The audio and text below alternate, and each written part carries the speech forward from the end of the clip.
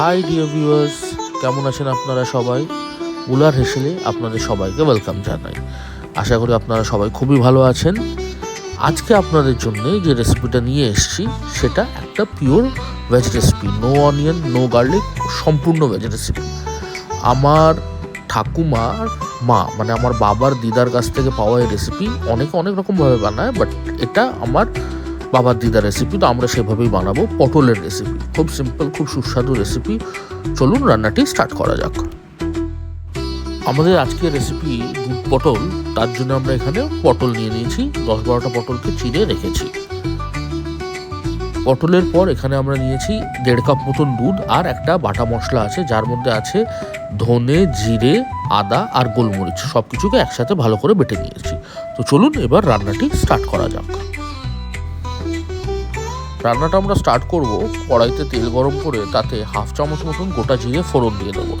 গোটা জিরে ফোড়ন দিয়ে নুন হলুদ মাখিয়ে রাখা পটলগুলোকে আমরা আস্তে আস্তে ভেজে নেব।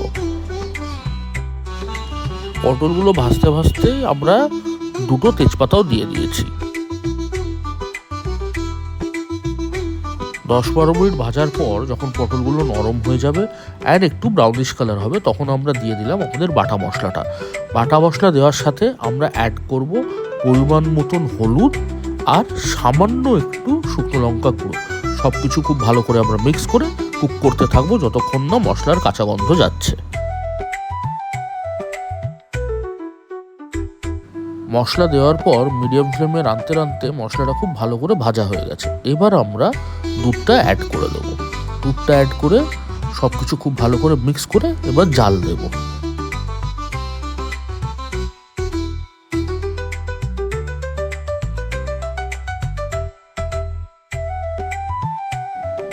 পটলের মধ্যে দুধ অ্যাড করার পর 5-7 মিনিট হয়ে গেছে, দুধটা ফুটেও গেছে। এবার আমরা কিছুটা চিনি অ্যাড করবো। চিনি খুব সামান্যই দেবো, বাট যেহেতু এই তরকারিটা একটু মিষ্টি মিষ্টি ভালো লাগে, তো সেইভাবে আপনাদের টেস্ট অনুযায়ী চিনি অ্যাড করবেন। চিনি অ্যাড করে কিন্তু আমরা এটাকে হাই ফ্লেমে কষিয়ে রিডিউস করব, তাহলে আমাদের রান্না কমপ্লিট।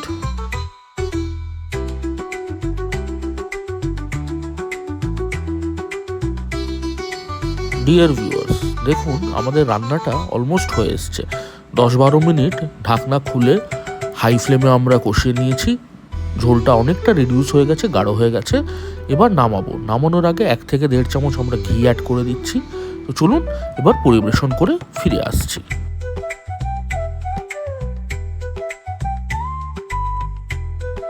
আমাদের আজকের রান্নাটা কমপ্লিট হয়ে গেছে। আপনারা যারা যারা দেখছেন সবার কাছে 2টো ছোট রিকোয়েস্ট। 1, রান্নাটি পছন্দ হয়ে থাকলে আপনারাও বানাবেন, খেয়ে জানাবেন কেমন লাগলো। 2, ভিডিওটি ভালো লেগে থাকলে কাইন্ডলি লাইক করবেন আর শেয়ার করবেন। আপনাদের যা যা ফিডব্যাক আছে, সাজেশনস আছে, সেগুলো কিন্তু কমেন্ট সেকশানে জানাতে ভুলবেন না।